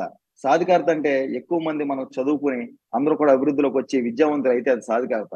ఎక్కువ మంది అధికారత అంటే బడుగు బలహీన వర్గాలందరూ కూడా అధికారత. రాజకీయాల్లో వాళ్ళందరూ కూడా భాగస్వామ్యం అయ్యి అధికారం వైపు వెళ్తే అది అధికారత. ఆ సాధికారత, అధికారత ఈ రెండు కూడా సాధించి భారతదేశంలో ఒక రికార్డు సృష్టించిన వ్యక్తి వైఎస్ జగన్మోహన్ రెడ్డి గారు. ఎందుకంటే సంక్షేమ పథకాలు కానీ ఈ రోజున సాధికారత అంటే ఈ విద్యా రంగంలో ఈ రోజున ఆంధ్రప్రదేశ్ రాష్ట్ర వ్యాప్తంగా మనం ఎక్కడ చూసినట్లయితే ఎవరైతే ప్రతి ఒక్కరు ఓటేయాలంటే భారతదేశంలో ఆంధ్రప్రదేశ్ రాష్ట్రంలో ఏ యొక్క మన ప్రభుత్వ పాఠశాలలోకి వెళ్ళి వాళ్ళందరూ ఓటేయాలి. వాళ్ళందరూ ఓటేయడానికి వెళ్ళినప్పుడు వాళ్ళందరూ కమలం గుర్తుకు గాని, సైకిల్ గుర్తుకు గాని, గాజు గ్లాస్ గుర్తు గాని కూటమికి వేద్దామని వెళ్ళిన వాళ్ళు కూడా ఈ రోజున 2019లో వాళ్ళు ఓటేయడానికి వెళ్ళినప్పుడు ఆ స్కూల్ ఎలా ఉంది, 2024లో మళ్ళీ వాళ్ళు ఓటేయడానికి వెళ్ళినప్పుడు ఆ స్కూల్ ఎలా ఉంది. నాడు నేడు పథకంలో నాడు ఆ స్కూల్లో ఈ రోజున ఆడపిల్లలందరూ కూడా టాయిలెట్ ఫెసిలిటీస్ లేని అనేక స్కూల్స్ కి ఈ రోజున టాయిలెట్ ఫెసిలిటీస్ కల్పించారు. నాడు నేడు పథకంలో జగన్మోహన్ రెడ్డి గారు ఆ స్కూల్లో ఇన్ఫ్రాస్ట్రక్చర్ అత్యద్భుతంగా ప్రతి స్కూల్లో కూడా ప్రతి బడిలో కూడా ఆ రోజున తాగడానికి మంచినీళ్ళు కొండలో ఎక్కడో ఉండి ఎక్కడికి ఆర్ఓ ప్యూరిఫైడ్ వాటర్ స్కీమ్స్ ద్వారా. సార్ చాలా అద్భుతమైన పాయింట్ చెప్పారు. ఎక్కడైతే ఎలక్షన్ పోలింగ్ జరుగుతుందో ఆ పోలింగ్ సెంటర్ కి వెళ్ళినటువంటి వాళ్ళు అక్కడ స్కూల్లో జరుగుతున్న స్కూల్ డెవలప్మెంట్ చూశాక నాడు నేడు గతంలో వాళ్ళు చూసి ఇప్పుడు వాళ్ళు చూసి ఒకవేళ టీడీపీకి వేయాలనో కూటమికి వేయాలనో వెళ్ళిన వాళ్ళు కూడా మారుతారన్నారు. కానీ మీరు ఈ మాట ఎన్నికలకు ముందు మీరు ఈ మాట చెప్పుంటే ఇదే మాట చంద్రబాబు వినుంటే ఏమనే వాళ్ళు తెలుసా? నాడు నేడు కింద స్కూల్ ని డెవలప్ చేయడం అనేది ప్రలోభాలకు గురి చేయటమే, స్కూళ్లలో అసలు పోలింగ్ పెట్టకూడదు, ఇది ప్రలోభాలకు గురి చేయడమే అని ఆయన తప్పకుండా ఏదో ఒక మీటింగ్ లో మాట్లాడే ఉంటాడు. అలాంటి ఆర్డర్స్ కూడా తెచ్చుకునేవాడేమో, స్కూళ్లలో ఎట్టి పరిస్థితిలో పోలింగ్ పెట్టకూడదని తప్పకుండా తెచ్చుకో ఉండేవాడు. అందుకే పొత్తు పెట్టుకునేవాడు. Excellent point. మనం చూసినట్టు రాష్ట్ర వ్యాప్తంగా 2019లో స్కూల్స్ ఎలా ఉన్నాయి, ఇప్పుడు ఎలా ఉన్నాయని చూస్తే చాలా అత్యద్భుతంగా. అంతకుముందు కేవలం ఓన్లీ టెక్స్ట్ బుక్స్ మాత్రం ఇచ్చేవాళ్ళు. ఈ రోజున వైఎస్ జగన్మోహన్ రెడ్డి గారు నోట్ బుక్స్ అని ఇచ్చారు. ఈ రోజున టాయిలెట్స్ క్లీనింగ్ ప్రతి రోజు ఫోటో తీసి నాడు నేడులో పెట్టాలి. అది కనుక ఇది పరిశుభ్రత లేకపోతే మళ్ళీ పరిశుభ్రత చేసి మళ్ళీ దాన్ని యాప్ లో మళ్ళీ ఫోటో తీసి పెట్టాలి. అంత అత్యద్భుతమైన పారదర్శక పాలన ఈ రోజున వైఎస్ జగన్మోహన్ రెడ్డి గారు చేశారు. అదే విధంగా ఈ రోజున అంతకుముందు యూనిఫామ్స్ మూడు జతల యూనిఫామ్స్ అందరికి ఇచ్చారు. మేము మీ ఈశ్వర్ గారు నేను బడుగు బలైన వర్గాల నుంచి వచ్చి మేము చదువుకునేటప్పుడు మేము చాలా చిన్న స్థాయి నుంచి వచ్చినప్పుడు స్కూల్లో కింద కూర్చుని నేల మీద కూర్చోవలసిన పరిస్థితి ఉండి కింద కూర్చుంటే ఆ నిక్కర్లు కూడా కింద చిరిగిపోయి కింద చాలా దారుణంగా ఉన్న పరిస్థితుల నుంచి కూడా అందరూ చదువుకు వచ్చిన వాళ్ళం. అలా చదువుకుని కష్టపడి వస్తే ఈ రోజున ఎవరు కూడా ఏ పేద విద్యార్థి కూడా బాధపడకూడదని 3 జతల యూనిఫామ్ ఇవ్వడం కానీ, ఇన్ఫ్రాస్ట్రక్చర్ డెవలప్ చేయడం కానీ, అది చదువుకుండా నోట్ పుస్తకాలు ఫ్రీగా ఇవ్వడం కానీ, అదే విధంగా విద్యా వైద్యం ఈ రోజున మనం ఎవరైనా చూసినా ఈ రోజున సినిమాల్లో గానీ పవన్ కళ్యాణ్ సినిమాల్లో గానీ అందరూ కూడా ఏం చెప్తూ ఉంటారండి, ఈ రోజున మనం ఎక్కడ చూసినా కూడా ప్రభుత్వం గురించి మాట్లాడితే ప్రభుత్వం అంతా కూడా విద్య, రాజకీయ నాయకులు విద్యా వైద్యం ఈ రెండు ఉచితంగా ఇవ్వాలంటారు. విద్యా వైద్యం ఈ రెండు భారతదేశ చరిత్రలో ఉచితంగా ఇచ్చి దాన్ని సాధికారత అధికారత నిరూపించిన ఏకైక వ్యక్తి వైఎస్ జగన్మోహన్ రెడ్డి గారు. ఎందుకంటే ఈ రోజున పేద ప్రజలందరికీ అంత అత్యద్భుతమైన విద్యని ఇంగ్లీష్ మీడియం తీసుకొచ్చి ఒక చరిత్ర సృష్టించారు ఆయన. ఈ రోజున ఇంగ్లీష్ మీడియం నారా చంద్రబాబు నాయుడు గారు వ్యతిరేకించారు, పవన్ కళ్యాణ్ వ్యతిరేకించారు. ఇదంతా కూడా ప్రజలు గమనించారు, అత్యద్భుతంగా చూస్తున్నారు. వైద్యం విషయానికి వస్తే ఆరోగ్యశ్రీలో 25 లక్షల రూపాయల వరకు ఆరోగ్యశ్రీలో చేర్చడం ఉంటుంది భారతదేశ చరిత్రలోనే ఒక గొప్ప చరిత్ర. అది ఏ రాష్ట్ర ప్రభుత్వం జగన్మోహన్ రెడ్డి గారు చెప్పినట్టుగా అబౌవ్ 151 అని అనుకుందాం. ఒకవేళ అదే మనకి కౌంటింగ్ రోజున కనిపించింది అనుకుందాం. What about Janasena? నెక్స్ట్ ఏంటి, ఫ్యూచర్ ఏంటి? నెక్స్ట్ ఇంకా జనసేనకి ఎప్పుడైతే తెలుగుదేశంతో పొత్తు పెట్టుకుందో అప్పుడే జనసేనకి భవిష్యత్తు అనేది లేదు. జనసేనకి వాట్ అబౌట్ జనసేన భవిష్యత్తు ఏంటి అని మీరు కనుక ఈ రోజున పవన్ కళ్యాణ్ గారిని అడిగినా కూడా ఆయన దగ్గర సమాధానం లేదు. జనసేన భవిష్యత్తు ఏంటంటే ఆయన చంద్రబాబు నాయుడు గారు వైపు జనసేన భవిష్యత్తు ఏంటంటే జనసేన భవిష్యత్తు ఈ రోజు చంద్రబాబు నాయుడు చేతిలో పెట్టారు పవన్ కళ్యాణ్ గారు. జనసేన భవిష్యత్తు ఏంటో జనసేన అధినేత పవన్ కళ్యాణ్ కూడా తెలియదు. తెలుగుదేశం పార్టీ ఎటు తీసుకెళ్తాడు జనసేన భవిష్యత్తు. తెలుగుదేశం పార్టీతో ఇప్పుడు అనధికార పొత్తుంది. రేపు ఎన్నికల తర్వాత అధికారికంగా ఇంకా తెలుగుదేశం పార్టీలో విలీనం చేస్తారేమో. ఇంకా అంతకు మించి వేరే ఆప్షన్ లేదని నాకు అనిపిస్తా ఉంది. రైట్, ఓ కాలర్ ఉన్నారు, వారితో మాట్లాడదాం. సత్యప్రసాద్ ఏలూరు నుంచి. సత్యప్రసాద్ గారు చెప్పండి సార్. ఈశ్వర్ గారు నమస్కారం అండి. నమస్తే అండి. అక్కడ ఉన్న వాళ్ళందరికీ నమస్కారం సార్. నేను సామాన్య కార్యకర్తలు ఏం చేశానంటే ఎలక్షన్ రోజున ఒక 5-6 డివిజన్లు తిరిగాను సార్. అయితే లేడీస్ ఓటింగ్ చాలా క్రౌడ్ గా ఉంది. లేడీస్ లైన్ నేను పని కట్టుకుని ఒక 7-8 మంది ఒక్కో డివిజన్ లో ఒక 7-8 మందిని అడిగాను. అమ్మా మీకు ఏమన్నా ఏంటో ఓటేస్తున్నారు కారణం అంటే జగన్ మీద అభిమానమా లేకపోతే మీకేమన్నా ఈ సూపర్ 6 అనేది నాకు డౌట్ అండి. ఈ ఫ్రీ బస్సును 4000 పెన్షన్ అవును ఇప్పుడు అదేమన్నా ఇస్తున్నారని డైరెక్ట్ గా అడిగానండి. దీంట్లో తేడా లేకుండా అడిగితే వాళ్ళు ఏమన్నారంటే ఎప్పుడో ఇచ్చేవాడు మాకెందుకండి ఇప్పుడు ఇస్తున్నాడుగా చాలా మాకు అన్నారండి. కానీ జగన్మోహన్ రెడ్డి గారికి మించి ఇస్తానంటున్నారు కదా. అది కరెక్టేనండి. ఇప్పుడు ప్రెసెంట్ ఆయన జూలైలో 7,000 ఇస్తానంటున్నారు కదా. ఇవన్నీ వాళ్ళు నమ్మలేదు సార్. ఓకే అదొకండి. నాకు సామెత గుర్తొచ్చిందండి, పాలిచ్చి అవనదులు కొన్ని తన్ని దొన్నపోని ఎందుకు కొనుక్కున్నారండి ఎవరైనా. బాగుంది సామెత. నేను నాకు బంధువులు ఉన్నారండి. పిఠాపురం ఒక్కటే అడిగాను సార్, నేను ఎక్కడ అడగలే. పిఠాపురం అడిగితే వాళ్ళు అన్నారు సార్. వింటున్నారా? వింటున్నారు సార్, చెప్పండి. పిఠాపురం నా బంధువులను అడిగితే అన్నారు మన దత్తపుత్రుడిని మన వంగా గీత గారు అతపాతాలని తొక్కుతారండి. మీరు అదే డైలాగ్ ఆయనకి వేస్తున్నారా? అదే డైలాగ్ సరే, ఆయన డైలాగ్ రైట్. థ్యాంక్ యూ అండి ప్రసాద్ గారు. సత్యనారాయణమూర్తి గారు అమలాపురం నుంచి. సత్యనారాయణమూర్తి గారు చెప్పండి, జగన్మోహన్ రెడ్డి గారు ఈరోజు ఐపాక్ టీంతో కలిసినప్పుడు 151కి మించి ప్రభంజనం సృష్టించబోతున్నామన్నారు. దానిపైన మీ కామెంట్. ఫుల్ కాన్ఫిడెన్స్ లో రేపు విదేశీ యాత్రకి వెళ్తున్నారండి. వచ్చేటప్పటికి మనం ప్రమాణ స్వీకారానికి ఏర్పాటు చేసి ఉంచాలండి. అంతేనా? జూన్ 9న ప్రమాణ స్వీకారానికి ఏర్పాట్లు అంటున్నారు. రేపు నుంచి చేసుకొచ్చాడు. అంతేనా? కాన్ఫిడెంట్ గా ఉన్నారా? కాన్ఫిడెంట్ అంటే గెలుపు పైన కాన్ఫిడెంటా లేకపోతే జగన్మోహన్ రెడ్డి గారు చెప్పిన 151+ పైన ఉన్నారా మీరు? 150+ పైన అండి. 2019లో కూడా ఎవరు నమ్మలేదు, కరెక్ట్ ఊహించలేదండి. అదే రిజల్ట్, దానికి మించిన రిజల్ట్ ఈసారి చూస్తాం 2024లో. రైట్ అండి. థ్యాంక్ యూ అండి సత్యనారాయణమూర్తి గారు. ఎస్ శ్రీనివాస్ గారు, కూటమి గెలుపు ఖాయం, కూటమి గెలవబోతోంది, ఈ రకమైనటువంటి ఒక ప్రచారం ఆంధ్రప్రదేశ్ మొత్తం వినిపిస్తోంది. మీరు వినే ఉంటారు. ఈ ప్రచారం ఎలా మొదలైందో తెలియదు. సరే, ప్రచారం అయితే మొదలైంది. కానీ గతంలో కూడా ఏం చేశారు వీళ్ళు అనేది ఒక్కసారి చూసుకుంటే 150+ మావే అన్నారు. సరే పర్లేదు, ఓకే, నేను ఇక్కడ చూపిస్తున్నాను. 150+ మావే చంద్రబాబు, ఈనాడు దినపత్రిక. మా విజయాన్ని అడ్డుకోలేరు, ప్రధాని ఎవరో నిర్ణయించేది మేమే, మోడీ కేసీఆర్ జగన్ల కుట్రలను తిప్పికొడతాం, 150+ మావే చంద్రబాబు చెప్పిన. ఇప్పుడు కూడా ఇలాగే 130, 140 లేదంటే ఇప్పుడు విన్నారు కాబట్టి రేపు నుంచి 151 మావే అంటారు. 151 మావే అంటారు. ఇది 2019 నాటి ఈనాడు దినపత్రిక. ఏం సార్ ఈ ప్రచారం? సార్ ఇప్పుడు వీళ్ళు ప్రచారం చేసి ఏం చేస్తారు సార్? కరెక్ట్ గా 4వ తారీఖు సాయంత్రం కల్లా మొత్తం సబ్జెక్ట్ బయటపడుతుంది. ప్రతి నియోజకవర్గం తాలూకా ఫలితాలన్నీ కూడా చూస్తాం. రాష్ట్రంలో 9వ తారీఖున 151 స్థానాలు పైచిలుగుతూ వస్తుంది. ఈ 20 రోజులు అబద్ధం ఆడితే చంద్రబాబు నాయుడికి ఏమొస్తుంది సార్? మభ్య పెట్టి ఎందుకు ఇలా మోసపూరితమైన మాట్లాడాలి? అసలు ఎవరు చెప్తున్నారు? ఎల్లో మీడియాలో చెప్తున్నారు.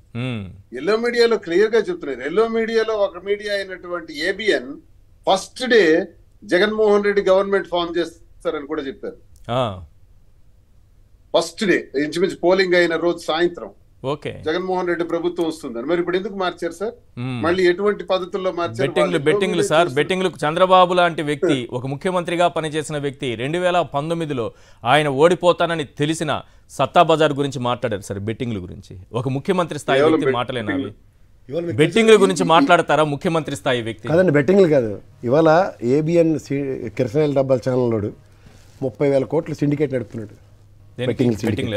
ఓహో, దీనికోసమేనా చంద్రబాబు వాళ్ళంతా లాభపడాలని? లాభం ఏంటి? ఉన్న కమ్యూనిటీ దగ్గర నుంచి డబ్బులు ఎత్తుకే కార్యక్రమంలో అవతల అపోనెంట్ కూడా ఆడే. కానీ ఆ తర్వాత చాలా మంది చంద్రబాబుని నమ్మి ఆ బెట్టింగ్లు పెట్టిన వాళ్ళందరూ చంద్రబాబుని ఆ పార్టీ నాయకులే, ఆ సామాజిక వర్గం వాళ్ళే, వాళ్ళు తిట్టినట్టుగా ఎవరూ తిట్టుండరు నాకు తెలిసి చంద్రబాబుని. ఇప్పుడు ఆ విధంగా నాశనం అయిపోయి సర్వనాశనం అయిపోయి చంద్రబాబుని నమ్ముకొని. ఇప్పుడు వాళ్ళ కోసమా ఇవన్నీ? ఆ బ్యాచ్ కోసమా? మీకు పులివెందుల్లో బీటెక్ శ్రీనివాస్ గారు ప్లీజ్.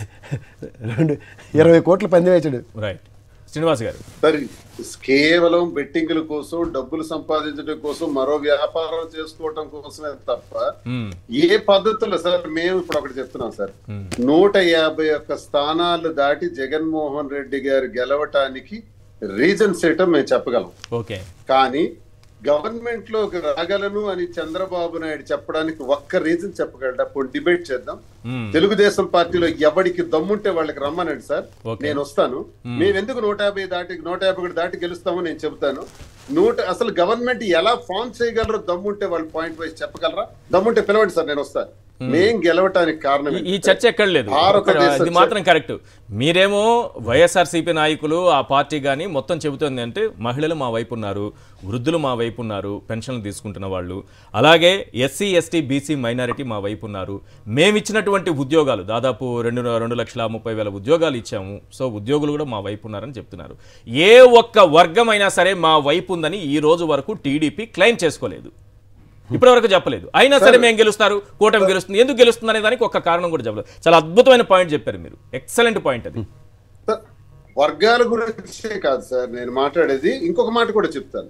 భారతదేశ చరిత్రలో 5 ఏళ్ల కాలంలో 2.5 ఏళ్లు కరోనా తప్పిపోతే, కరోనా సమయంలో కూడా టీకాలు ఇచ్చి, మందులు ఇచ్చి, అలాగే ప్రతి ఇంటికి బియ్యం ఇచ్చి, 3,000 రూపాయలు చొప్పున డబ్బులు ఇచ్చి, మిగిలిన 2.5 ఏళ్లలో అద్భుతమైన సంక్షేమాన్ని ఇచ్చి, రాష్ట్రంలో 5 కోట్ల మంది ప్రజలుంటే 1,65,00,000 గృహాలు ఉంటే 12,50,65,00,000 మంది పైచలకు లబ్ధిదారులకు ప్రభుత్వ పథకాలు, రూపాయి లంచం లేకుండా, అవినీతి లేకుండా, ప్రతి 2,000 మంది ప్రజలకు ఓ సచివాలయం, ఓ రైతు భరోసా కేంద్రం, ఒక ఆరోగ్య కేంద్రం, ఒక మండలానికి ఒక ఎంఆర్ఓ, ఒక మండలానికి ఒక ఎంపీడీఓ, ఒక మండలానికి ఒక ఎస్ఐ, కనీసం 1,00,000 మంది ప్రజలకి బాధ్యత వహించేవారు.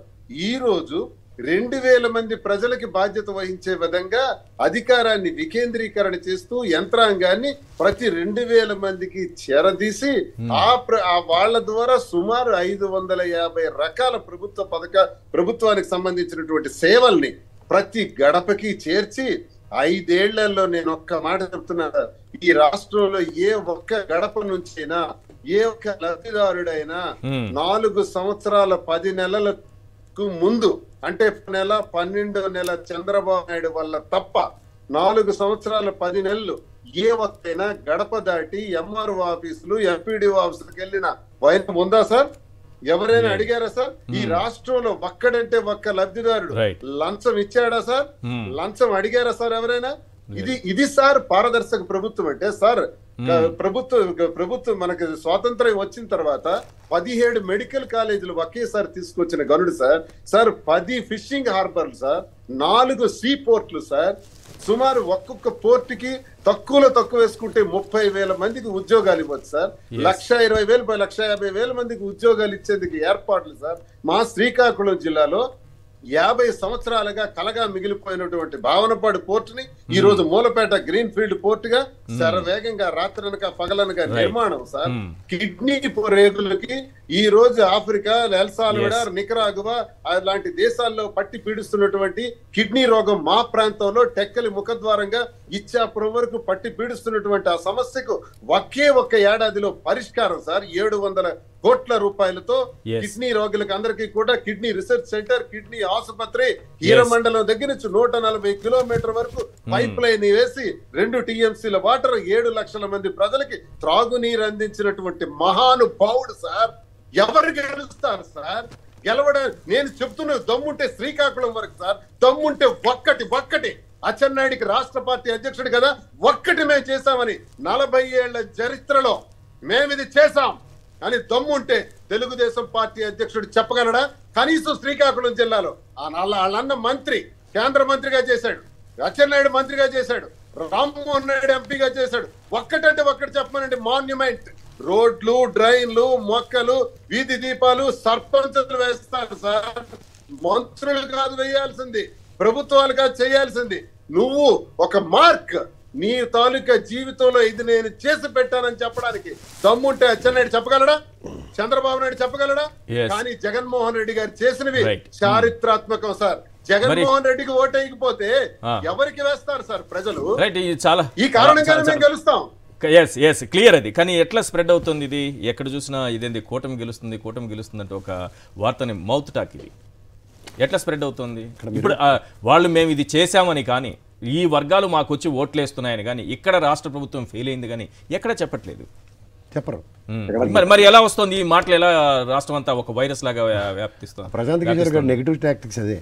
ఈ సురేష్ కనుగోలు గారు ఎప్పుడైతే ఇక్కడ 2 months మౌత్ టాక్తో ఒక ప్రభుత్వ స్థాపన జరిగిన దగ్గర ఆంధ్రప్రదేశ్ ప్రజల్ని సేమ్ సినారియోలో అండర్మైన్ చేసి ఇట్లాగే బొంబాటు చేస్తే గెలిచేస్తామని ఆ బోడిగుండ రాబిన్ శర్మ, ప్రశాంత్ కిషోర్ కలిపి ఆడిన స్ట్రాటజీ ఇది. ఇప్పుడు మీకు ఒకటి చెప్తున్నాను చూడండి, ఆ కిరసనాల డబ్బా ఛానల్ ధర్మం అని 30,000 కోట్ల బెట్టింగ్లకి తరలేదు. 30,000 కోట్లు సార్, చిన్న చేత ఎవరి జీవితాలతో పోతే అలాగే పోయిదే ఉంది జీవితం. మీకు మాట చెప్తున్నాను, ఈ బెట్టింగ్కి ఎప్పుడైతే తెరలేపారో, బెట్టింగ్ ఉదంతాల మీద చర్చ జరుగుతుందంటే అది ఎత్తిపోతల పథకం అని అర్థం. అప్పుడు ఏంటంటే ప్రజలకి నిజంగా ఒక మేనిఫెస్టోతో జస్టిఫై చేసి ఈ ప్రభుత్వం అట్లీస్ట్ ఒక ప్రాంతీయ పార్టీగా జగన్మోహన్ రెడ్డి గారి లెగసీని ఈ విధంగా, రాష్ట్ర వనరుల్ని ఈ విధంగా సద్వినియోగపరిచిన ఉదంతంలో మేము కూడా ప్రభుత్వం వస్తే ఈ విధంగా చేస్తామని చెప్పుకోవడం అనేది వాళ్ళ యొక్క విజ్ఞత. ఇది కాకుండా అవుట్ ఆఫ్ ద బాక్స్ ఇంట్లో అన్నాశల్లీలు తగులు మనకు సంబంధం లేని విషయం. ఒక కోర్టు పరిధిలో ఉన్న వాళ్ళ బాబాయ్ గారి హత్య, ఇవి ఒక ప్రైమరీ ఎజెండా చేసుకుని ప్రజల్లోకి వెళ్తున్నారు వాళ్ళు. సో ఇవి ఎక్కడికి జస్టిఫై అవుతాయి? But end of the day వాళ్ళు ప్రజల్లోకి వచ్చి మేము కూడా అమ్మ కూడా ఇస్తానని చెప్తున్నాడు ఇండైరెక్ట్గా. సరే భయ్, నువ్వు 42 ఏళ్ళు పార్టీ నడిచింది, 14 ఏళ్ళు నువ్వే ముఖ్యమంత్రి కలగబట్టి ఏదైనా ఒక మార్క్ క్రియేట్ చేసిన ఒక సంక్షేమం ఒకటి చెప్పు జీవితంలో. అన్నాడు రాజశేఖర రెడ్డి గారిది ఆరోగ్యశ్రీ కానీ, ఫీజు రీఎంబర్స్మెంట్ కానీ, నెక్స్ట్ ఇంకోటి ఉచిత కరెంట్ కానీ, ఈ 3 ఇట్స్ ల్యాండ్ మార్క్. జన్మభూమి కమిటీలు కావా ఉన్నాడు సార్. ఇప్పుడు ఈయన మన జగన్మోహన్ రెడ్డి గారు కూడా దీనికన్నా ముందు ఒక సభలో చెప్పాడు, ఎవడైనా చేతనైతే నవరత్నాల పథకాలని తీసి చూపించండి. ఆంధ్రప్రదేశ్ చరిత్రలో నవరత్నాల పథకాలు అగైన్ శాశ్వత పథకాలు, if you really look in to it. So ఇట్లాంటి తండ్రి కొడుకుల ఆధ్వర్యంలో ప్రజా సమస్యల మీద చెల్లించిపోయి ప్రజలకు ఏం కావాలో తెలిసి చేసుకున్న ఉదంతంలో ఈ తండ్రి నడిచాడు, ఆ కొడుకు నడిచాడు. ఎక్కడ నడిచారు? రాయలసీమ అంతా బొంగరాలు తిరుక్కుని వచ్చిన చిన్న కొడుకు రాయలసీమ డిక్లరేషన్ ఎక్కడ భూగర్భంలో కల్పేశాడు. ఒక్కటంటే ఒక్కటి ఈ రోజు ప్రజా సమస్యకి స్పందించి ఆనాటి చంద్రబాబు నాయుడు గారు మీకోసం పాదయాత్ర అవుట్కమ్ ఏమైనా చెప్తాడేమో అంటే నో, ఇవాళకి లేదు. ఒక కాలర్ ఉన్నారు హిందూపూర్ నుంచి, ఒకసారి మాట్లాడదాం. రాజశేఖర్ గారు ఏం చెప్పాలనుకున్నారు సార్? మీ హిందూపూర్లో రిజల్ట్ ఎలా ఉంటుంది అనుకుంటున్నారు? రిజల్ట్ ఇప్పుడు ఒకటే సార్, ఇంతకుముందు 23 వచ్చాయి వాళ్ళకు, టీడీపీకి 23 వచ్చాయి సార్. ఏమండి? ఇంతకుముందు టీడీపీకి 23 వచ్చాయి. అవును, ఇప్పుడు 23 కూడా రావు సార్. రావా? రావు. అంత ఖచ్చితంగా, అంత ఇదిగా కాన్ఫిడెంట్ గా ఎలా చెప్తున్నారండి? చంద్రబాబు నాయుడు ఓడిపోయేటప్పుడు, పవన్ కళ్యాణ్ ఓడిపోయేటప్పుడు, బాలకృష్ణ ఓడిపోయేటప్పుడు ఇంకెవరికి వెళ్తారు సార్? అంటే ఇప్పుడు హిందూపూర్లో బాలకృష్ణ ఓడిపోతున్నారా? 100%. సో కాబట్టి ఇప్పుడు వచ్చే సీట్లు కూడా సార్ ఫస్ట్ వచ్చేది 2. ఓకే, మళ్ళా తర్వాత 3 మాటలు 4 మాటలు రీకౌంటింగ్ తర్వాత 3 వస్తుంది.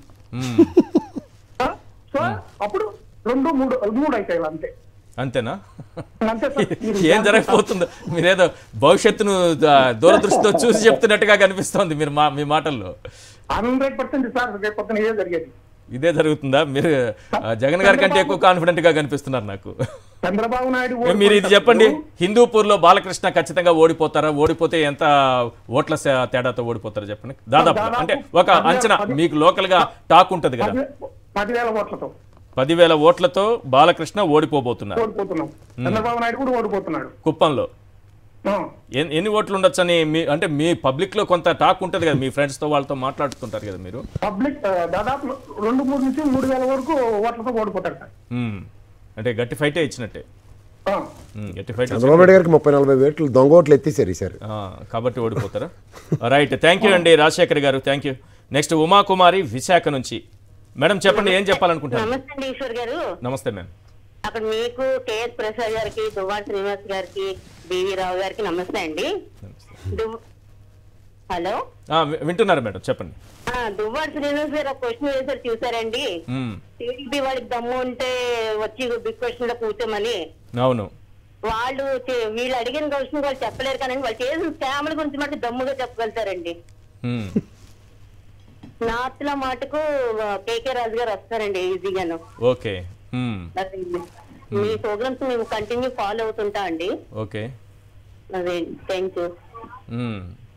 రైట్ మేడం, ఓవరాల్ గా మీరు ఎన్ని సీట్లు వస్తాయనుకుంటున్నారు వైఎస్ఆర్సీపీకి?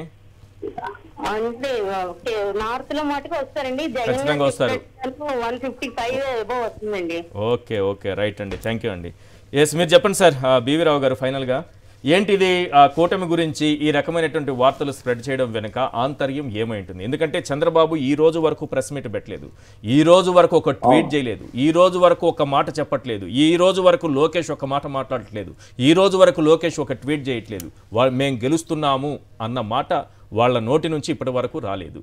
అదేంటి సార్, కానీ ఇది ఎందుకు వైరస్ లా స్ప్రెడ్ అవుతోంది? మహానాడు కూడా పోస్ట్ పోన్ చేసుకున్నారు, మహానాడు కూడా ఎత్తేసారు, పోస్ట్ పోన్ కదా. ఖచ్చితంగా వాళ్ళు ఓడిపోబోతున్నారనే విషయం వాళ్ళకి ముందుగానే తెలుసండి.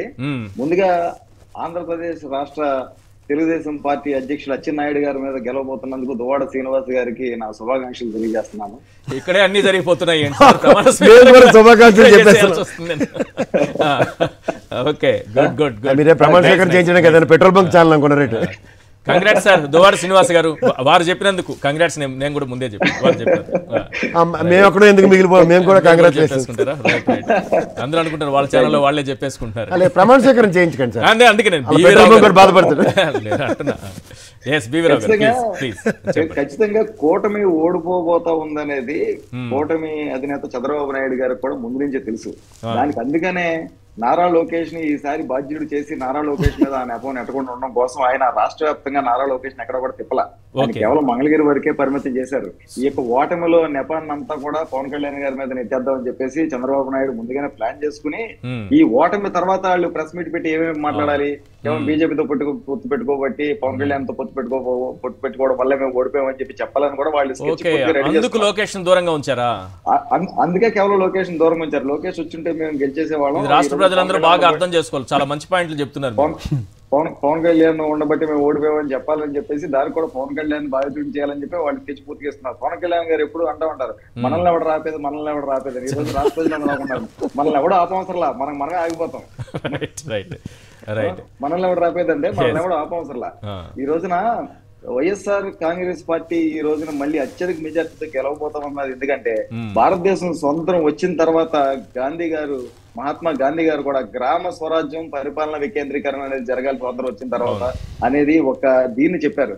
అది ఎన్ని సంవత్సరాలకి 7 దశాబ్దాల పైగా ఎక్కడ సాధ్యం అవుతుందని చెప్పి భారతదేశం అంతా కూడా చూస్తే ఈ రోజున గ్రామ స్వరాజ్యం పరిపాలన వికేంద్రీకరణ చేసి చూపించినటువంటి పార్టీ ప్రభుత్వం వైఎస్ఆర్ కాంగ్రెస్ ప్రభుత్వం, వైఎస్ జగన్మోహన్ రెడ్డి గారు మాత్రమే. ఎందుకంటే ఎక్కడికి కూడా పరిపాలన వికేంద్రీకరణ మళ్ళీ మండల కేంద్రానికి కానీ, నియోజకవర్గ కేంద్రానికి కానీ, జిల్లా కేంద్రం కానీ ఎక్కడికి వెళ్లకుండా ఆ యొక్క గ్రామ పరిధిలోనే సచివాలయంలోనే వాళ్ళ పనులన్నీ అయ్యే వ్యవస్థ ఈ రోజు భారతదేశం మొత్తంలో చూసినట్టయితే ఒక ఆంధ్రప్రదేశ్ ప్రభుత్వంలో మాత్రమే ఉంది, వైఎస్ఆర్ కాంగ్రెస్ ప్రభుత్వంలో మాత్రమే ఉంది. ఈ రోజున గ్రామ స్వరాజ్యం సాధించారు, పరిపాలన వికేంద్రీకరణ సాధించారు. ప్రజలందరూ కూడా దీన్ని అంతా కూడా గమనించారు. ఎందుకంటే అంతకుముందు ఎన్నో ఇబ్బందులు పడేవాళ్ళు అండి. జనభూమి కమిటీలు ఉన్నప్పుడు ఒక పెన్షన్ రావాలంటే ఎవరో ఒకటి చచ్చిపోతే కానీ కొత్త పెన్షన్ ఇచ్చేవాళ్ళు కాదు. జనభూమి కమిటీల్లో ఎవరైనా చెప్తే గానీ పెన్షన్ ఇచ్చేవాళ్ళు, అర్హులైనా కూడా వాళ్ళకి ఇచ్చేవాళ్ళు కాదు. ఈ రోజు చూస్తే పార్టీలకి సంబంధం లేకుండా తెలుగుదేశం కార్యకర్తలు, తెలుగుదేశం ప్రభుత్వంలో పెన్షన్ రాని వాళ్ళు కూడా ఈ రోజున జగన్మోహన్ రెడ్డి గారు ముఖ్యమంత్రి అయిన తర్వాత వైఎస్ఆర్ కాంగ్రెస్ ప్రభుత్వంలో పెన్షన్ వచ్చిన వాళ్ళు ఉన్నారు. అటువంటి తెలుగుదేశం పార్టీకి ఓటేసిన 2019లో ఓటర్లు కూడా 2024లో వైఎస్ఆర్ కాంగ్రెస్ పార్టీ వైపు ఓటేశారు. రైట్ థ్యాంక్ యూ అండి BV Rao garu. Duvvada Srinivas garu, all the very best sir. And KS Prasad garu, thank you so much sir. ఇది వాళ్ళ చర్చా కార్యక్రమం. చూస్తూనే ఉండండి సాక్షి టీవీ.